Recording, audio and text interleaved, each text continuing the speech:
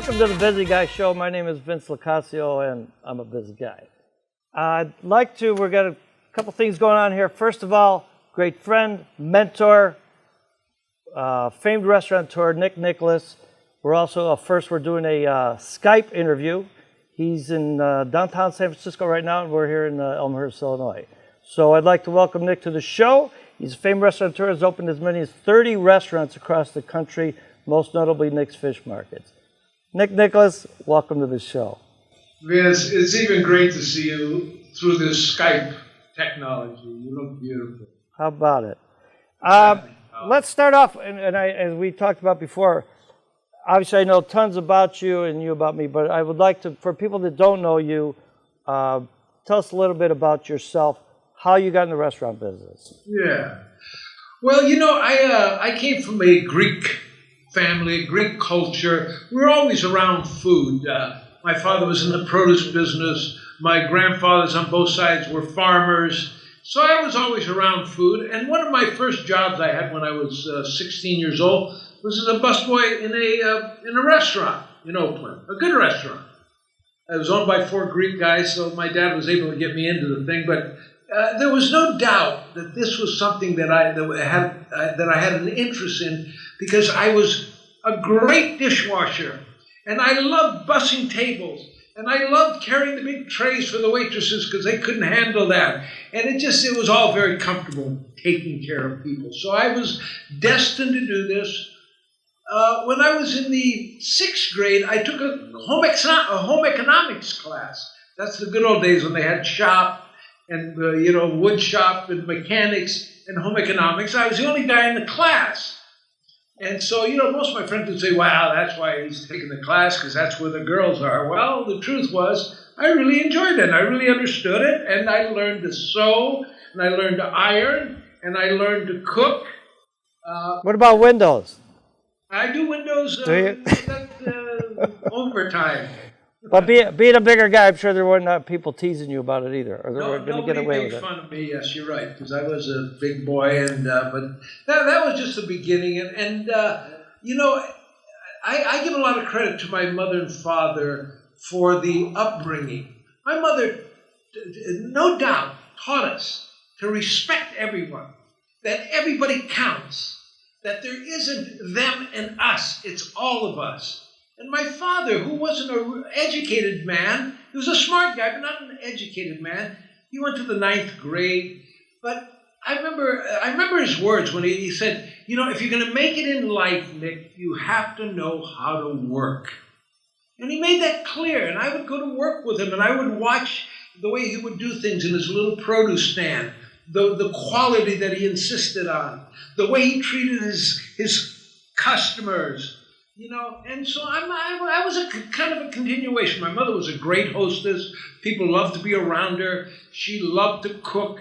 My father would bring home on Saturdays all the fruit and vegetables that he couldn't sell that week, and she would make banquets out of it. I mean, we were like the first vegetarians.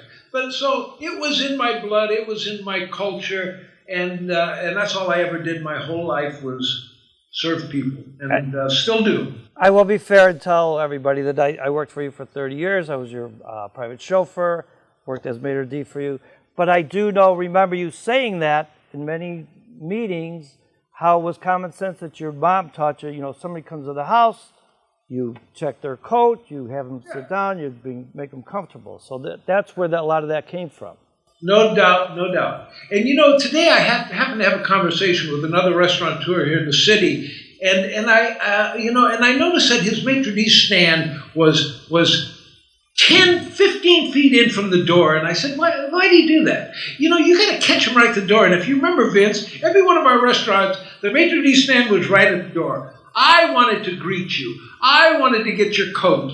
I wanted to do that. We didn't put a big sign out there, please seat yourself. So that was all part of the hospitality that my mother instilled in us. Everybody counts. People wanted to be around her. People wanted to hear her laugh and wanted to watch her dance. And, so that, I didn't invent this. I was a good product of theirs. And to this day, I'm, almost 80, and I still serve people and do it with pride and integrity and with a big smile and love telling people I'm almost 80. I wanted to be the oldest pizza waiter in town, and I think I am. God bless you. Okay, so you're a bigger guy, which just leads to the thing that you went to San Jose State on a football scholarship, San Jose State? Yeah. Now, I wasn't going to go to college. It just that wasn't in the plans in our family. I was going to go work for my dad and take over the produce stand. And I was working at this restaurant, Villa de la Paix. I've mentioned that restaurant a couple of times to you. Okay. It was a pretty fancy restaurant in Oakland. And the guy that owned it was a sports fan. So when the California Bears had a game, their opponent would have their pregame meal at the Villa de la Paix. And when San Jose State was playing Cal, they had their pre-meal game at the Villa de la Paix. And so Harry Dellis, the guy that owned the joint, told the coach from San Jose, you got to go recruit my busboy. You got to watch him play. And they sure enough did. The next week they came to a high school game, saw me play, and offered me a scholarship. That's how I got to college. Nice. And your roommate was none other than Tommy Smothers. Tommy Smothers, how about that? And we're friends to this day, and a lot has happened in our lives, and we've crossed paths many, many times, and I'm now living with his ex-girlfriend, who he kind of introduced Judy to me, so and we still see Tommy. We went up to Glen Ellen where he lives. He's not a recluse, but he's close. But I understand that, when you have such a big life and you're out in the public anymore, it's okay to hide out. It's okay not to be public all the time. But it was pretty great. Now, Tommy didn't know. I didn't know what Tommy Smothers was going to do when I met him, and he didn't know what I was going to do. But we're very proud of each other. Nice. Now, move ahead a little bit. But so now you go to Hawaii. First off, why did you pick Hawaii, and how did you? What sent you there? San Jose State had a lot of Hawaiian kids come there. It was a good school for San Jose. We had I played with 4 or 5 guys that were from the islands and liked them and liked their spirit and maybe Dad was right. You got to know how to work, and that's what I prefer doing. I wasn't a good student.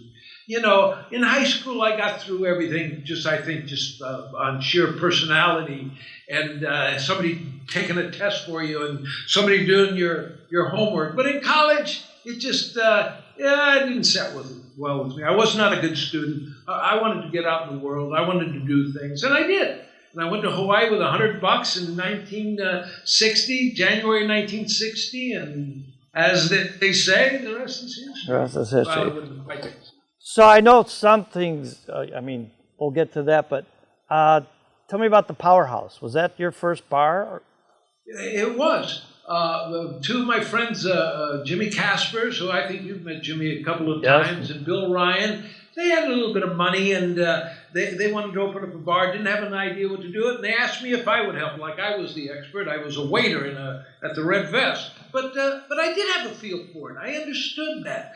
I did something in 1963, I think is when we opened the Powerhouse, that today is very, very popular. I put the walk-in right behind the bar and had all the draft beer come right through the walk-in walls to the bar. And it was ingenious. There was no moving around of kegs but those are some of the things that I did early on. And I was always very comfortable with being innovative, thinking things out. I didn't do things in a second. I thought everything out, and I still do to this day. But we opened up the Powerhouse, a big hit. It was a barrel of blood. Hawaii in those days was the local guys, and they didn't necessarily like the Howleys. That's what we called. And then we had all the military there. The Marines had their base, the Army, the Navy, the Air Force, and it's sometimes a bad combination. So it was a barrel of blood sometimes, but we made it, and the Powerhouse was a big hit, and they operated for about 10 years. And then I went on and started doing my own thing. And Boneless Chicken was on the menu.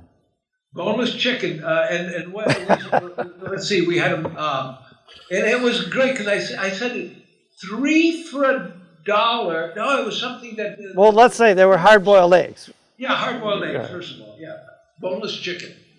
But I had a pricing on it, and I should have I remember exactly how I do it, but we'd have 3 for $1 or 2 for $1.25. You know, I mean, it was just, Yeah. and they said, oh, I guess I'll have 3 then.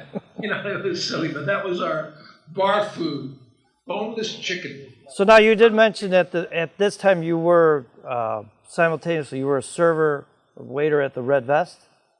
Yeah, right. Okay, right. so that's where I was working. So now where did we go with that?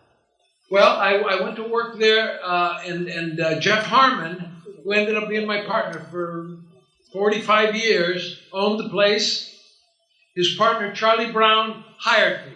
And when Jeff came to work, I was also, besides, you know, I couldn't work enough. I worked in the Red Vest during the day. At night, I worked at Michelle's, another restaurant. And late at night, I was a bouncer at the Mary Monarch. So I remember Jeff Harmon used to come there with his pretty wife, and I would take care of him. He didn't know me. But when he saw me in the Red Vest that night, I heard him tell Charlie, who hired the goon from the Mary Monarch? And I never let him forget it. Because 6 months later, he came up to me and says, we want you to run this joint. And then a year and a half after that, I brought him the concept for Nick's Fishmarket. And it didn't go over very well because at that time, this is now we're in the 1967, everybody's doing the steakhouses. Chuck's, Buzz's, the Chart House, you know, and they had a limited menu, one guy in the kitchen, waiters in shorts serving. And here I bring a menu with 80 items on it, a kitchen staff of 10, the dining room staff of 30, and they said, no, we're not going to do that. But I prevailed. I stuck by my guns and talked him into it. And I knew what I wanted to do. I had thought it out. It was a concept that I thought about for years.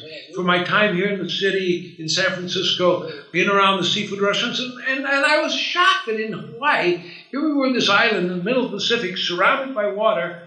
And the best seafood joints were the Fisherman's Wharf, where you went, you got mahi-mahi, breaded mahi-mahi in a basket with French fries and tartar sauce. And that was always shocking to me. They had all the most beautiful fish in the world around there, and they chose not to take that route with it. They made it as simple as they possibly could. And I wanted to expand on that. I brought fish in from Boston. I brought Maine lobsters from Boston, cherry stone clams. I flew in. They used to have a flight out of Boston that would leave at night and get to Honolulu in the morning, and I would serve that at lunch.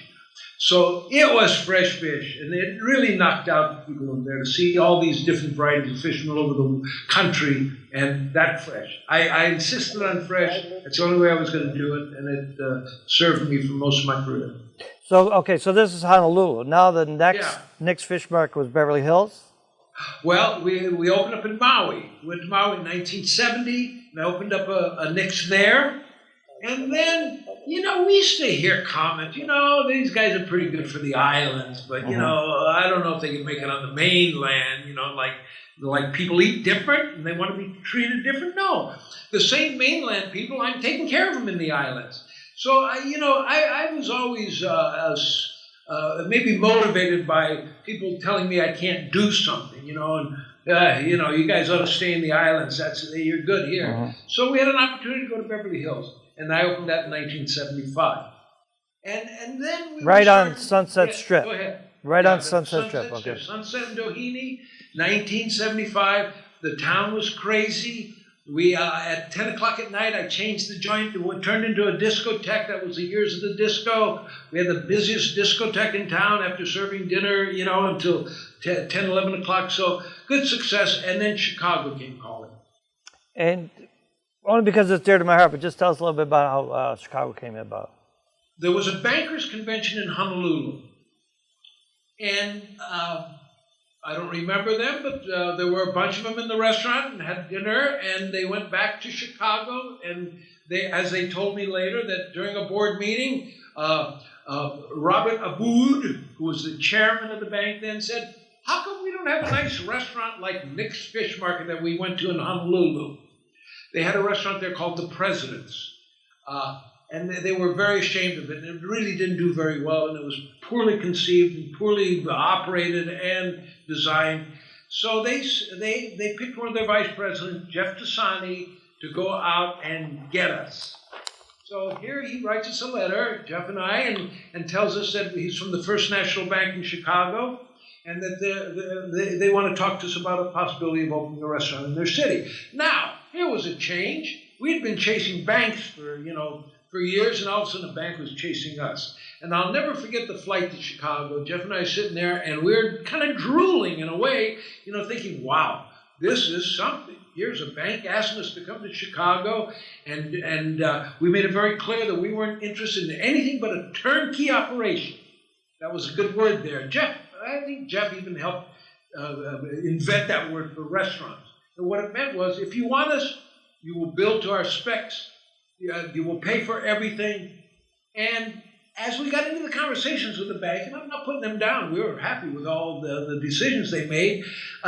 Jeff somehow snuck in my lifestyle, and says, Nick is used to a lifestyle. He needs a limousine, and he wouldn't mind living at the Ritz-Carlton, and where I lived for a couple of years before I bought an apartment up at the water tower. Right. And so they were very generous with everything, and it was a great payback. Because we gave the best restaurant in town, and everybody, some of the restaurant guys that I got to meet when I was first in town, including Arnie Morton and Eugene Sage, and there were a couple other guys that say, don't go down to the Loop. Nobody goes to the Loop at night. You'll do some lunch, but you might as well close it at 5. And again, another challenge. I couldn't even figure that out. I think, the Loop. The Loop is just like a street. If you cross the river, you're in the Loop. Why wouldn't somebody go there? So we made sure we had valet parking.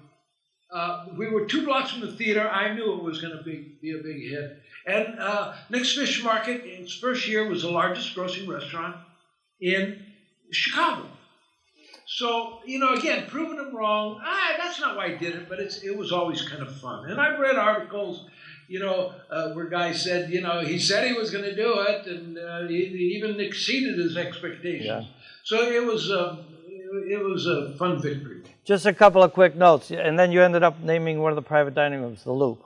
The Loop, just to put it in their face. One more quick note. I don't know if it was this one in Chicago or Houston, but you had an unlimited budget and you exceeded it. That was my line. In fact, Don Oldmeyer, who was the president of ABC Sports at the time, that was his statement to Jeff. He said, it's unbelievable. Nick had an unlimited budget, and he exceeded it. Only because beautiful restaurants. Only because you brought up his name, and it didn't happen, unfortunately. But the opportunity was there to be the official caterer for the Olympics in Moscow. Oldmeyer asked me if I would, this would have been for the 1980 Olympics. And, he made a couple of trips there. And I knew Don pretty well. He was a Midwest guy. He was a meat and potatoes guy. And he'd go to Russia, and I knew he was not going to like that food. And when he came back, he said, he was panicked, like the games and everything else was going right. But what are we going to eat? And so they said to me, I made 2 trips to the Soviet Union. It was the Soviet Union in those days. And negotiated with them. And they gave me a restaurant called the Katrina Room. I remember that, in a new hotel they were building, and they were going to allow me to bring 10 staff members. And then that's all I wanted, because I said, I don't care if they speak Russian or what it is. We speak kitchen. I'll be able to teach them. They'll know what to do. So it was great. We were right there. In fact, Vince, I think you probably remember this too, that we started taking Russian lessons. Yes. I'd have them up at the apartment. We'd sit around a table and start learning words so that we weren't that dumb. And then Jimmy Carter canceled the games for America's participation. And, so I never really forgave him for that. It would have been such a wonderful experience, not only for me, but anyone else that would have gone there, because I loved Russia. I loved the people. Everything everybody said about it, they were absolutely wrong. I don't care about, I'm not talking politics. I'm talking about people you look at, people you feed, people you hug, people.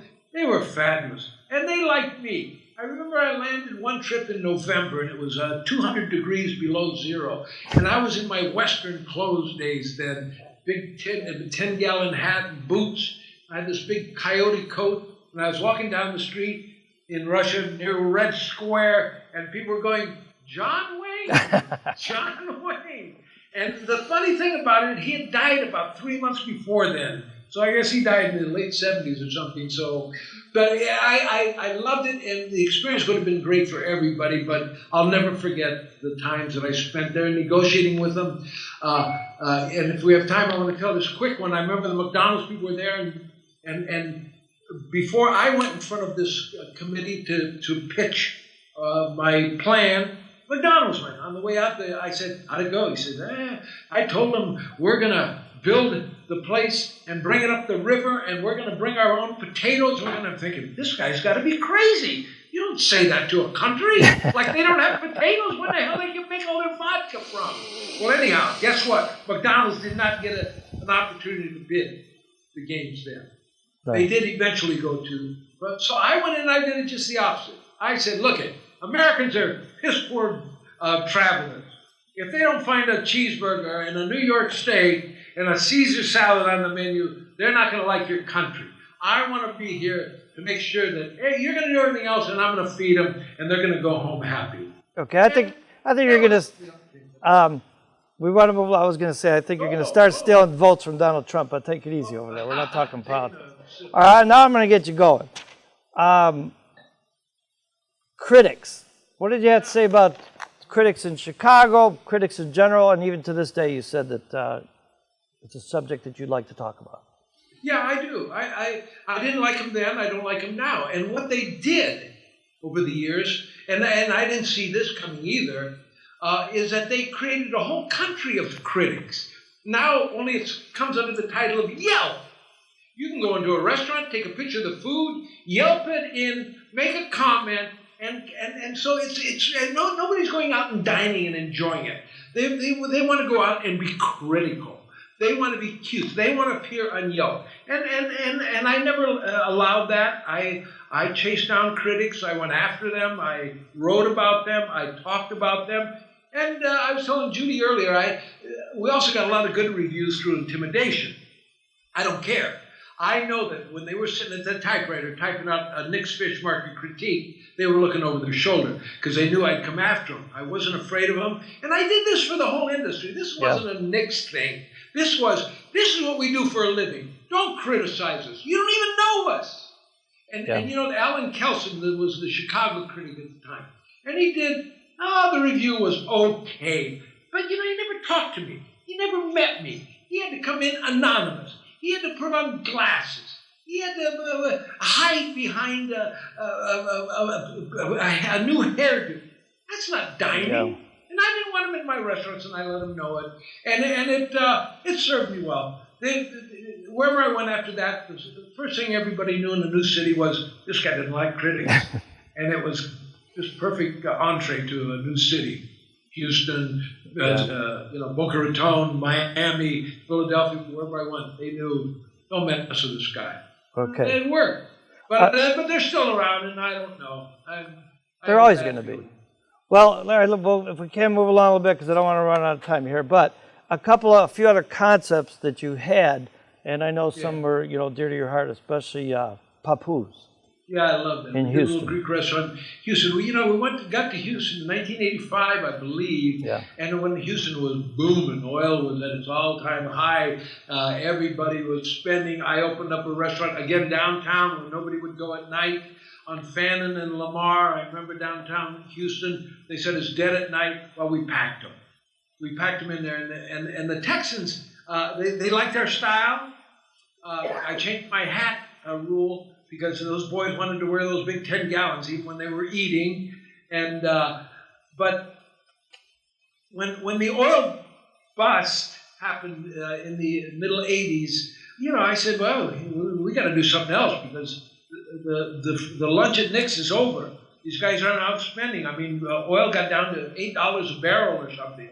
And I remember guys would show me letters and say, no more lunches at Nick's. No more dinners at Nick's. It really devastated that economy. So I did my little Greek concept, which I love so much. Named it after Papou, which is grandfather in Greek. Found this fabulous old Greek cook that just knew how to do it. And together we just created some beautiful food. Had a ball. And eventually left Houston when just things never recovered. But that was one of my fun places. And we had a sports bar that was also, again, I wanted to take everybody that walked. If you had $3, I wanted to be able to come in one of my joints, and if you had $300, I wanted to be able to come in my joint. And so these lesser concepts, in a way, were just to create an opportunity for people to experience our type of restaurants. We were noted for our hospitality wherever we went. Hospitality was so important, and so many guys today still aren't getting it. That it's not about service. Service is how you present a bottle of wine and how you put the plate down properly and how you that's service. That's your taught. But hospitality is how did you treat the guest? That's where we were the best, Vince, and we did it forever. And I'm still shocked that every restaurateur in the country says, "Wow, you mean just be nice to the people and say hello to them when they walk in the door and thank them on the way out and be kind to them and smile?" They never got it. Today it's still the same crap. You go in, you wonder, did they really want me to be here? There's a big sign that says, "Please seat yourself." Yeah. Somebody might get to you. They're standing there, like you ask them a question. They're moving in their feet. I wanted to cement them to the ground so they'll just stop moving and be kind to people. But no, I don't think enough restaurateurs got that. It was more about being cutesy with the food and inventive and creative and inspired food. Come on. Hot food served hot, cold food served cold, by people that love to serve people. Beautiful. All right, we got a couple minutes left, so I'm going to give you a chance to tell me a little bit your passion, obviously, for your Greek heritage. Yeah. Well, I swear if I hadn't been born a Greek, I would have lied about it. There's everything about the Greeks that I love. I love the way they feel about each other. I love the way they want. There's sayings even in Greece. You go into most homes, if you're not even invited, there's another setting at the table. They want, hospitality. It must be a Greek word. It must have been invented there. And that, again, just became part of me also. And I spent a lot of time in Greece. I almost moved there at the end of my career, but I guess my career isn't over yet. But very proud to be a Greek. And even to this day, I have an Italian roommate, but she lies once in a while and tells people she's Greek. So, all right, speaking of her, the Judy Steinberg doesn't sound Italian. No, does it? Let me take this call. Go. Hello. Yeah, I'm doing a show. Let me take this wine. It's Tommy Smothers. All right, Tom, we're going to call you back, okay? All right, we got to go. Yeah. Judy says, get out. I will. Okay, what I'm going to do while we're talking about Judy, I'm going to invite you to come back with Judy on another show, and we'll talk about your website and book called sexyatanyaage.com. Any age. God bless you. Happy to, Vince. I thank you for being here. We could do this every other day and just have a ball. You got me warmed up now, and I can't wait for the next one. All right, listen, we'll talk soon. God bless you. Efkaristo, parigalo. I'll see you. But I have to leave because I'm busy. You're a busy guy. I'm busy. I'll see you later. Ciao. I was as busy as you. That's all I wish. That I was a busy guy like this. He just walks off. He's a busy guy.